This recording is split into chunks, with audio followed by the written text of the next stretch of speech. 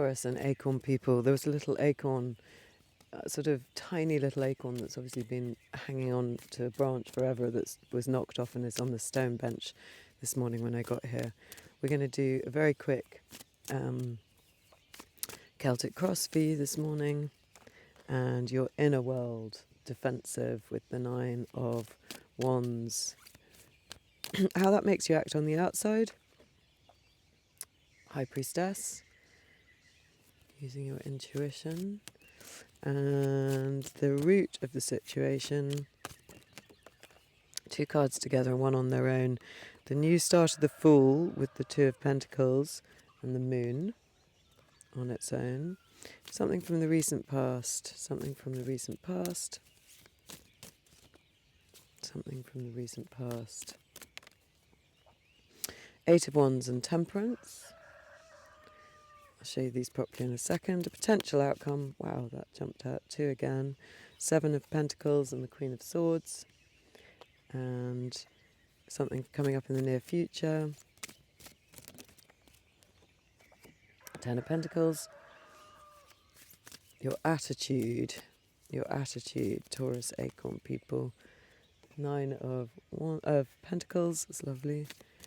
And your environment, 2 separated, the Tower and the 4 of Cups. And what your hopes and fears are, please. Too many. Hopes and fears. I mean, I've got the Lovers and the 4 of Wands upright, but I'm going to put those back because there's too many. Potential hopes and fears. Why am I jumping past that? The King of Wands and an outcome. An outcome, please. King of Swords and the Ace of Swords. Wow, so you've got the King, the Queen of Swords and the Ace of Swords, all in outcome positions. We have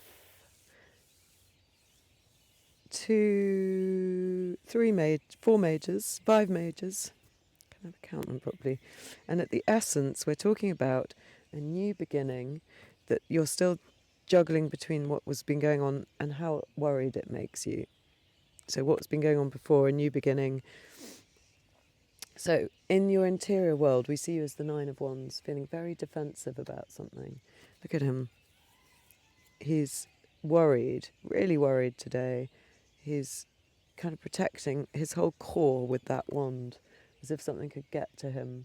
And it's a stage card, which we see by this line.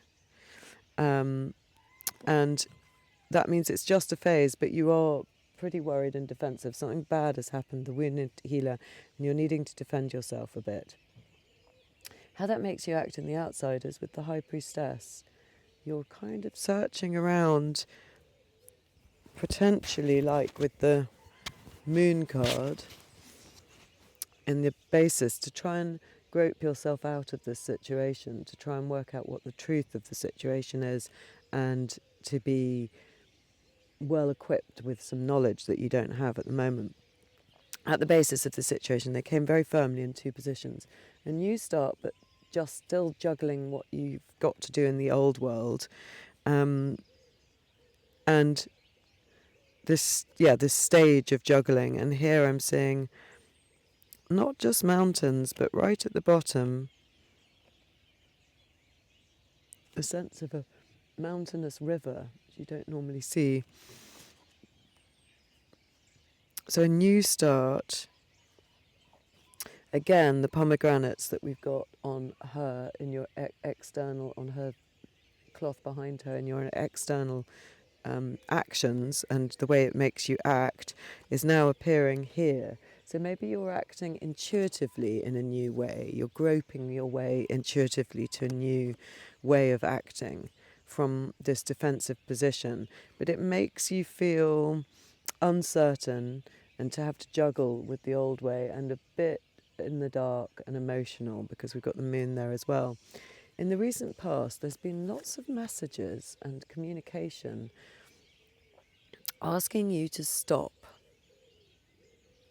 or causing you to stop and pause and let something alchemize. So whatever it is that's made you feel defensive, the advice in the past, or there's been something very firmly in yourself that's thought, I need to stay put, I need to stop with the messages. Stop with the messages. Is that messages you're giving yourself? Makes me think of, the messages that our brain can send us incessantly. But we don't have the sort of worried swords of the 8 and 9 here. Just stop, just pause. That's where you've been in the past.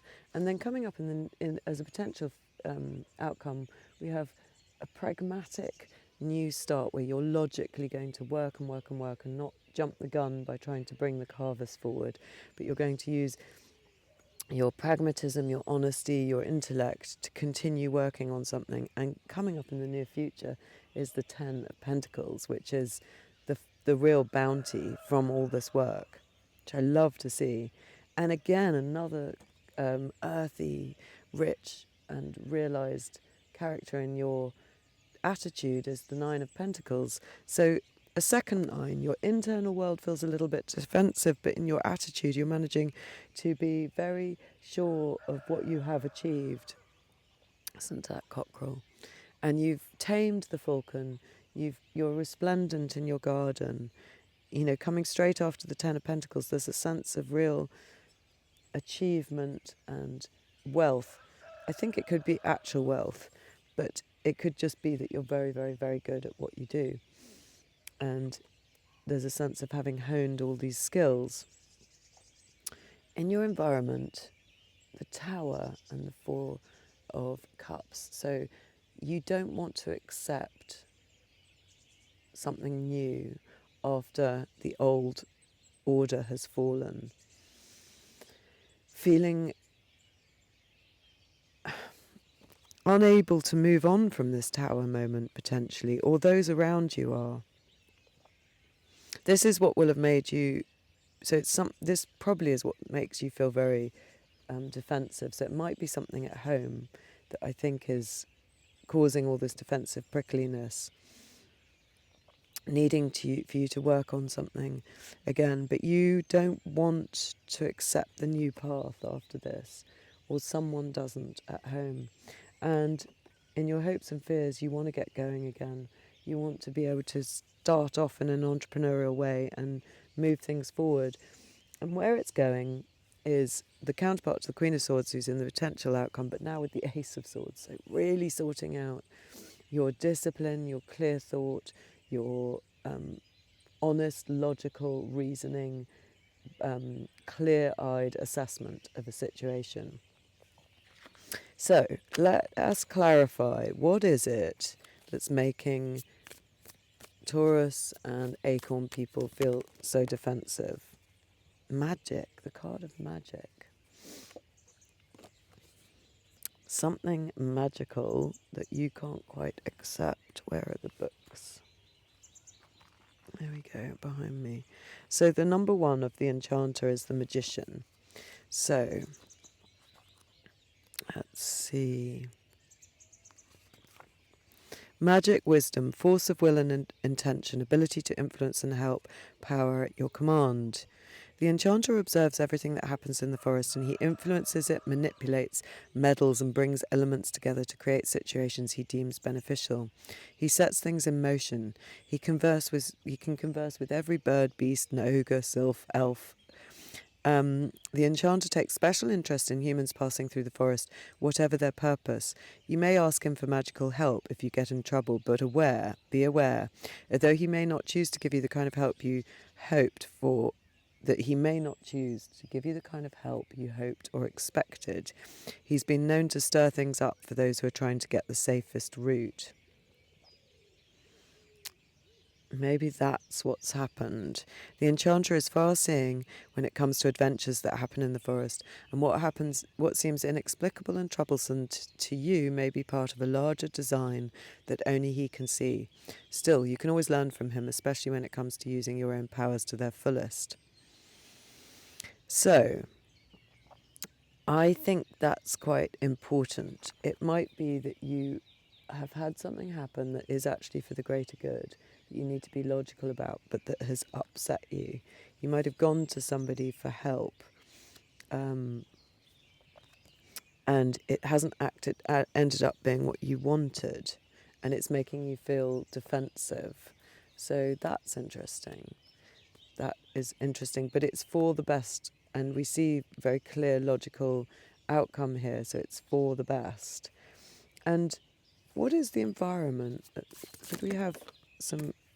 Oh, there's a lot of cards that have flipped there. Spiral of Fortune and the Fool. So a Fool again, and the Spiral of Fortune. So the turn of the wheel has happened to take you into the Fool, because what you had before wasn't built on the right foundations, but you don't like the feeling of it.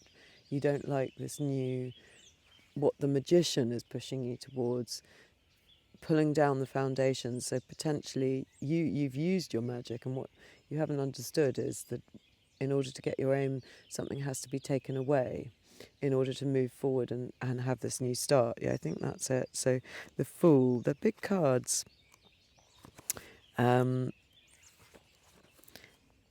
act on trust, follow your instincts, take chances, the child within, intuitive knowledge of sacred ways of being, action without doubt of any kind. And the mountains at the back symbolise the unknown spirit world, for we all take our leap without knowledge of the destination. 7 lighter mountains appear in the front, 5 in the back. Trump 7 is the chariot, 5 is tradition. That's all a bit technical. Spirit circles before passing under the Fool's own robe of many colours. This robe is reminiscent of the coat of many colours worn by the biblical Joseph as a child. Joseph was a dream diviner who became ruler of Egypt, the land of magical wisdom. This braided colour in his robe symbolises the complexity and wonder of experience. The coat reappears on various other figures in these cards.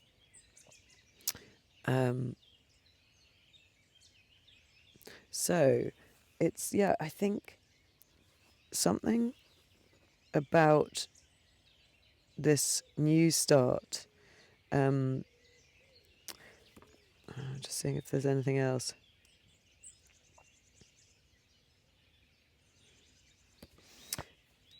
Said here, the Fool represents a buried secret, unconventional side of ourselves. Maybe that is having to come out, and it makes you feel uncomfortable, but it's pulling you round this spiral of fortune. You want to stay where you were, but you can't because of the Magician. And the spiral of fortune, breaking old patterns, change that liberates, gaining a wider vision, the possibility of breakthrough, especially when a person seems to have gotten nowhere.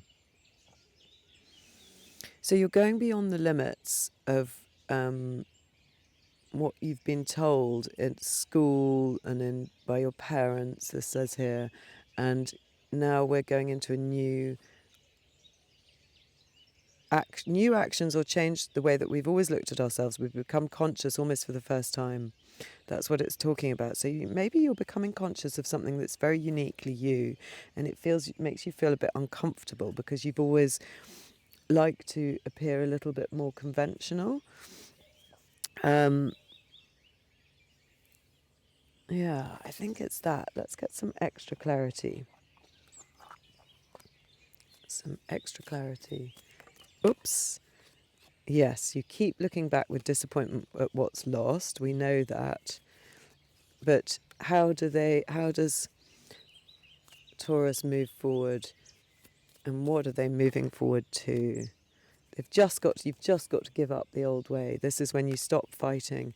The Tower and the 10 of Swords, it's not right for you anymore. What are they moving towards? Something you're passionate about with the Devil.